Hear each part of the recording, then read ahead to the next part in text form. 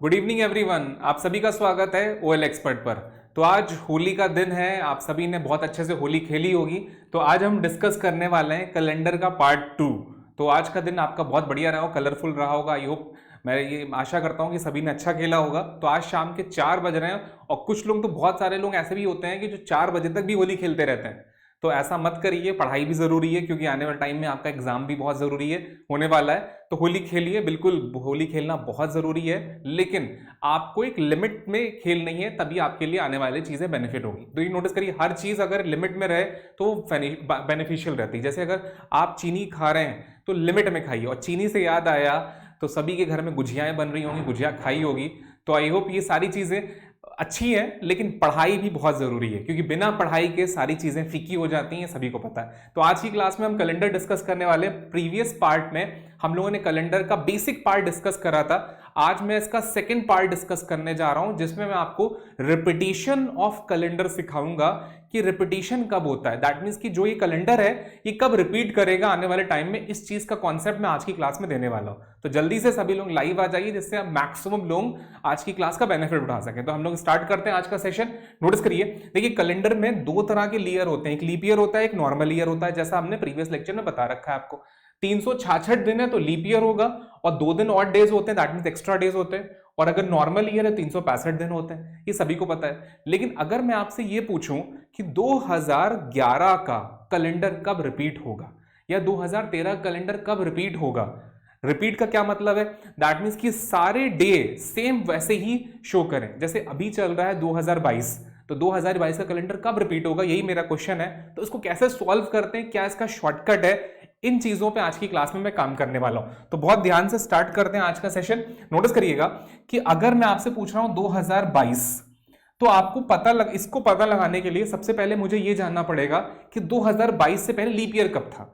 Leap year कब था यह जानना बहुत जरूरी है। नोटिस करिए, 2022 के अगर मैं एक साल पहले चला जाऊं, दैट मींस कि 2021 आ जाएगा, तो ये लीप ईयर नहीं था। 2020 आ जाएगा तो ये लीप ईयर था। अब नोटिस करिएगा, जो भी लीप ईयर है वो 28 साल बाद रिपीट करता है। कितने साल बाद? 28 साल बाद। ये देखिए, नोटिस करिए, 2020 होगा, ठीक है, 22 नहीं होगा, 20 होगा। तो 2020 का कैलेंडर 28 साल बाद रिपीट करेगा। दैट मींस 20 में 28 अगर मैं जोड़ देता हूं तो वैल्यू कितनी आती है? 2048। नोटिस करिए, 2048, दैट मींस 2020 का कैलेंडर 2048 में काम आ जाएगा। इसी तरह से 2021 का कैलेंडर 6 साल बाद रिपीट होता है। कितने साल बाद? 6 साल बाद। अब मैं अगर 21 जोड़ूंगा तो वैल्यू कितनी आती है? 2027। आंसर क्या है? 2027 में रिपीट हो जाएगा। इसी तरह से अब देखिए, कल जो लीप ईयर है वो 28 साल बाद, उसका नेक्स्ट ईयर जो है वो 6 साल बाद, अब उसका जो नेक्स्ट ईयर है वो 11 साल बाद रिपीट करता है। कितने साल बाद? 11 साल बाद। दैट मींस कि 2022 जो हमारा क्वेश्चन था वो 11 साल बाद रिपीट करेगा। और जैसे ही हम इसमें 11 जोड़ेंगे तो 2000 कितना आ जाएगा? 34 आ जाएगा। 2034 में कैलेंडर रिपीट हो जाएगा। तो नोटिस करिए, क्या होली का फेस्टिवल आपका 18 मार्च को ही पड़ेगा? बिल्कुल नहीं, क्योंकि देखिए ये जो फेस्टिवल्स होते हैं ये हिंदी कैलेंडर के अकॉर्डिंग होते हैं, ये ध्यान रखिएगा। तो हिंदी कैलेंडर के अकॉर्डिंग चेंज होते रहते हैं। लेकिन हां, अगर मैं ये जरूर कह सकता हूं कि अगर 18 मार्च, नोटिस करिएगा, 2022 को कौन सा दिन है? आपका दिन है फ्राइडे। तो 18 मार्च 2034 को भी फ्राइडे होगा, ये मैं गारंटी ले सकता हूं, क्योंकि कैलेंडर रिपीट हो रहा है। रिपीट का मतलब ये होता है कि जो दिन यहां पर है सेम वही दिन वहां पर भी होंगे। तो वो सेम कैलेंडर आपको दिन तो बता देगा लेकिन फेस्टिवल नहीं बता पाएगा, क्योंकि फेस्टिवल्स आपके हिंदी कैलेंडर के अकॉर्डिंग आगे पीछे होते रहते हैं, बदलते रहते हैं। दैट मींस कि उनकी डेट चेंज हो जाएगी।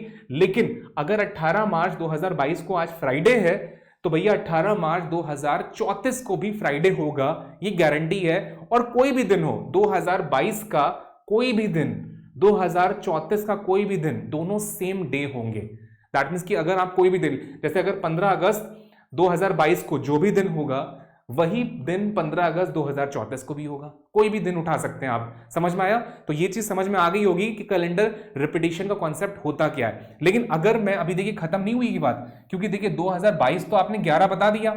अब अगर मैं आपसे पूछूं 2023 क्या होगा, 2023 भी तो होगा। वो कब रिपीट करेगा? तो वो भी 11 साल बाद रिपीट करता है। कितने साल बाद? 11 साल बाद रिपीट करता है। और 11 साल जैसे ही हम इसको जोड़ेंगे तो वैल्यू कितनी आ जाएगी? 2000। आई होप ये आ जाएगा। 3 और 1 4। अच्छा, छोटा सा एक मैंने मिस्टेक भी कर दी है। देखिए मैंने एक छोटी सी गलती करी होगी और गलती मैंने अपनी पकड़ ली। क्या गलती करी थी? देखिए 2022 में जब हम 11 जोड़ते हैं भैया तो वैल्यू 2033 आती है। ध्यान से देखिए, 34 थोड़ी ना आती है। दैट मीन्स कि जो कैलेंडर 2022 का था वो 2033 में रिपीट होगा, ध्यान रखिएगा। और जब हम इसमें 23 में 11 जोड़ेंगे तब वैल्यू 2034 आती है। देखिए 3 और 1 4, 2 और 1 3। तो ये ध्यान रखिएगा भैया, कैलकुलेशन का मिस्टेक है। कैलकुलेशन को अपने अकॉर्डिंग सही रखिएगा कि जोड़ने में गलती नहीं होनी चाहिए। 2022 में 11 जोड़ेंगे तो 2033 होगा। दैट मीन्स कि 2022 का कैलेंडर 2033 में सेम होगा, ये ध्यान रखिएगा। समझ में आ गई सारी चीजें? अब ये टेबल होती है 28 6 11 11। अब एक बार स्टूडेंट ने मुझसे पूछा सर 2024 में क्या होगा? अच्छा ये बताइए 2020 अगर लीप ईयर है तो क्या 24 लीप ईयर नहीं है? बिल्कुल है। तो वो भी 28 साल बाद रिपीट होगा। कितने साल बाद? 28 साल बाद। तो 28 6 11 11 की टेबल है, ये चलती चली जाएगी, चलती चली जाएगी। आप पता लगा सकते हैं। जैसे अगर मैं आपसे पूछता हूं कि 1932 का कैलेंडर कब रिपीट होगा, ये मैंने आपसे क्वेश्चन पूछा। क्या क्वेश्चन है? मैं फिर से लिख देता हूं एक बार। 1932 का कैलेंडर कब रिपीट होगा? तो बहुत आसान सा क्वेश्चन है। आपको फोकस करना है कि जो लास्ट के 2 डिजिट हैं क्या ये लीप ईयर है या नहीं है। और अगर मैं देखिए 4 से डिवाइड करूंगा तो ये कट जाएगा, लीप ईयर है। दैट मीन्स कि ये 28 साल बाद रिपीट करेगा, पूरा 28 साल बाद रिपीट होगा।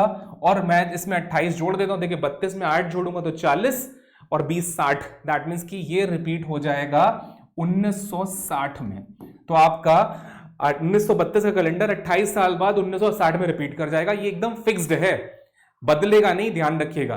तो टेबल कौन सी बताई मैंने आपको? 28 6 11 11 का जो कॉन्सेप्ट मैंने आपको सिखाया, ये कॉन्सेप्ट आपके लिए मोस्ट इंपॉर्टेंट है, जो कैलेंडर का रिपीटिशन का पार्ट सिखा देता है। 28 6 11 11। इसी के ऊपर कुछ और काम कर लेते हैं। तो जल्दी से आगे बढ़ते हैं, नेक्स्ट स्लाइड पर आते हैं। अब देखिए ये मैं आपको लास्ट में बता चुका हूं कि ऑड डेज के कोड क्या होते हैं। 0 संडे है, 1 पर मंडे है, 2 पर ट्यूसडे, 3 पे वेंसडे, 4 पे थर्सडे, 5 पे फ्राइडे, 6 पर सैटरडे।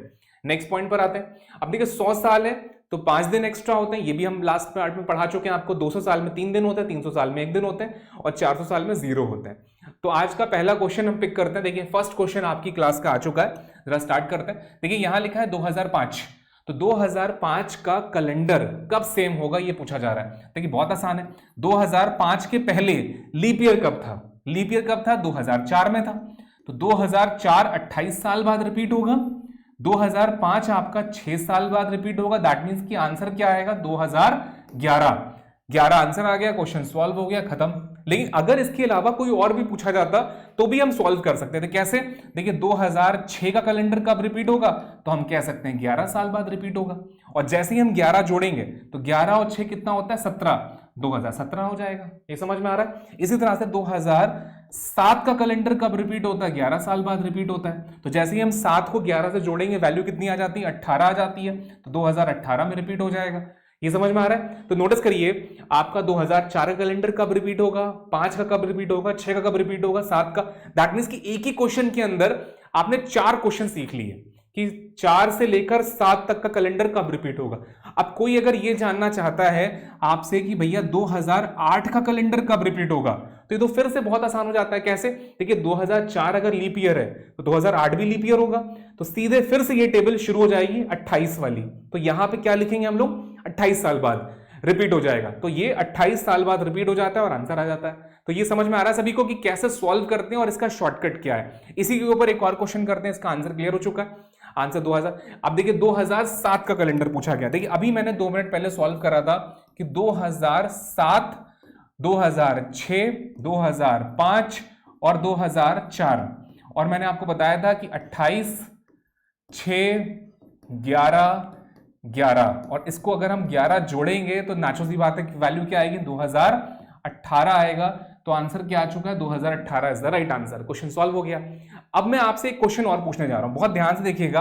अगर मैं आपसे पूछता हूं 1896 का कैलेंडर और मैं आपसे पूछ रहा हूं कि 1996 का कैलेंडर कब रिपीट होगा, ये दो मेरे अलग अलग क्वेश्चंस हैं। पहला क्वेश्चन ये है कि 1896 कैलेंडर कब रिपीट होगा, और दूसरा क्वेश्चन ये है कि 1996 क्वेश्चन कब रिपीट होगा। तो जरा जल्दी से फटाक से सॉल्व करिए और आंसर सभी लोग कोशिश करें देने की कि इन दोनों कैलेंडर को रिपीटेशन कब कब होगा। देखिए ये भी लीप ईयर है, ये भी लीप ईयर है, दोनों लीप ईयर है। कैसे पता मुझे? क्योंकि 96 को अगर मैं 4 से डिवाइड करता हूं तो नेचुरल सी बात है ये कट जाएगा, और अगर कट रहा है तो लीप ईयर है, नेचुरल सी बात है लीप ईयर। और मैंने आपको बताया था कि 28 साल बाद रिपीट होता है लीप ईयर, हाँ या ना? तो भैया एक काम करेंगे, इसमें 28 जोड़ देते हैं, इसमें भी नोटिस करिए 28 जोड़ देते हैं, हाँ या ना? जरा जोड़ के देखते हैं वैल्यू कितनी आती है। देखिए अगर 8, नोटिस करिए अगर हम 4 और दे दें दैट मींस कि 1900 बना देगा, और 24 और ले लें तो इसकी वैल्यू निकल कर आएगी 1924, हाँ या ना? और इसकी वैल्यू कितनी निकल कर आएगी? 2024, हाँ या ना?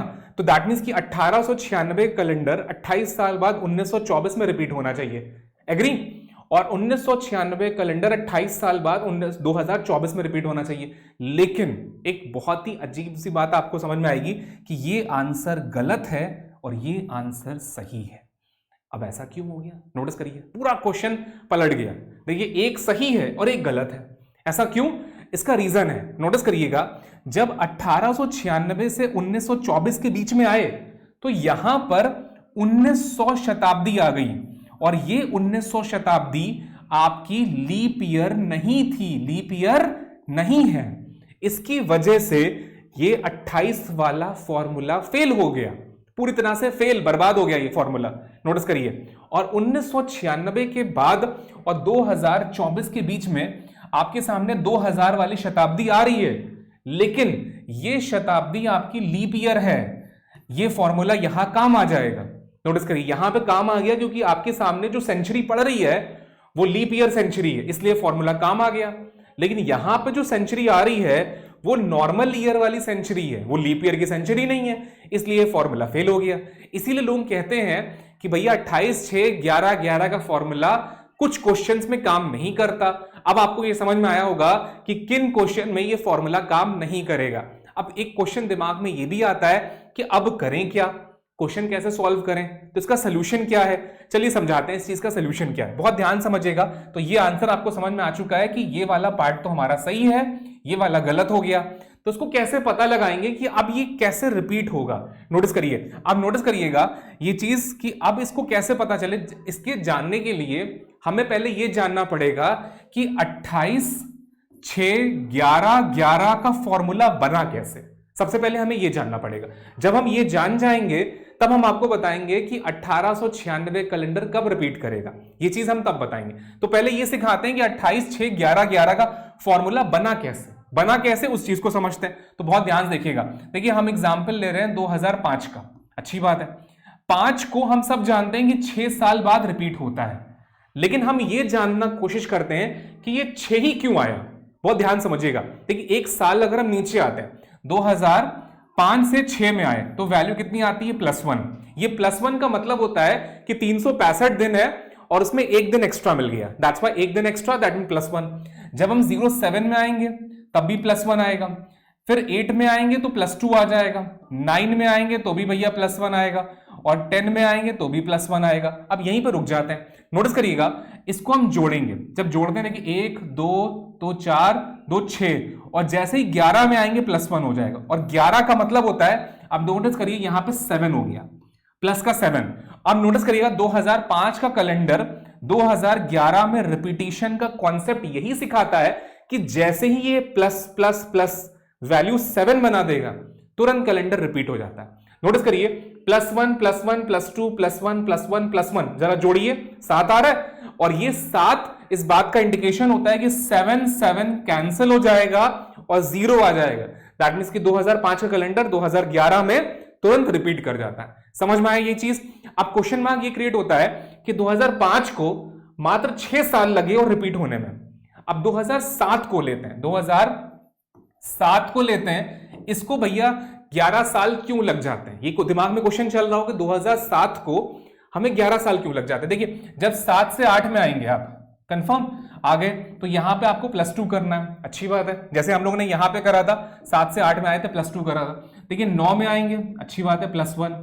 10 में आएंगे तो भी +1, 11 में आएंगे तो भी +1। जरा जोड़िएगा, वैल्यू को जोड़ते हैं, नोटिस करिएगा।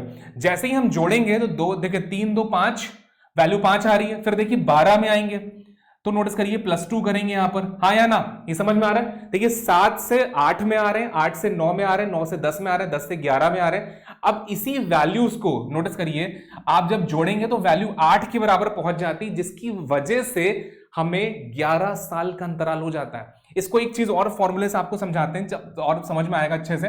जैसे 2004 है, फिर 2005 है, 5 का फॉर्मूला आपको समझ में आ चुका है। अब 2006 पे कैलकुलेशन मैं आपको करता हूं और इस बात को समझाते हैं कि 11 साल कैसे होते हैं। बहुत ध्यान से देखिएगा।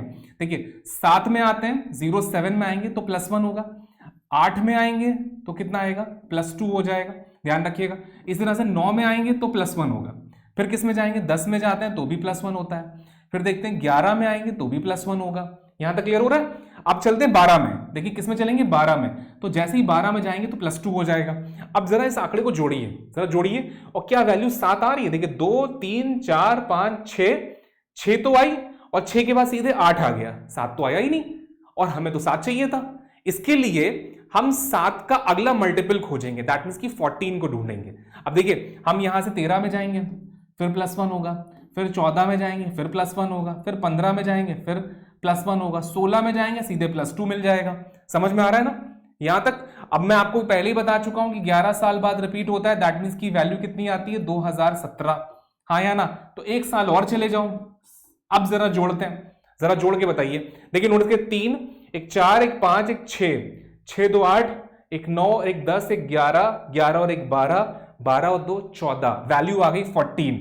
समझ में आया। और जैसे ही वैल्यू 14 आती है, नोटिस करिए ये पूरी आंकड़ा जोड़ने के बाद 14 आ गया, 14 7 से डिविजिबल है, दैट्स व्हाई 11 साल बाद ये पूरा पार्ट रिपीट हो गया। समझ में आया सभी को कि 11 साल क्यों लग गए हमें, इस कैलकुलेशन को पाने के लिए 11 साल लग जाते हैं, दैट्स व्हाई। अब नोटिस करिए 2005 का कैलेंडर रिपीट करने के लिए हमें 6 साल लगे, 6 कैलेंडर रिपीट करने के लिए 11 साल लगे, ये समझ में आता है। लेकिन 2004 that means leap year calendar repeat होने के लिए 28 साल क्यों लगे, इस बात को भी जान लेते हैं। तो जरा जल्दी से देखते हैं कि 2004 का कैलेंडर रिपीट होने में भैया 28 साल क्यों लग जाते हैं, इस बात को समझते हैं। देखिए 4 से जब आप 5 में जाते हो तो आप +1 करोगे, समझ में आया। 6 में, अब देखिए कई बार स्टूडेंट कहता है सर 4 से 5 में जाने पे +2 क्यों नहीं करते।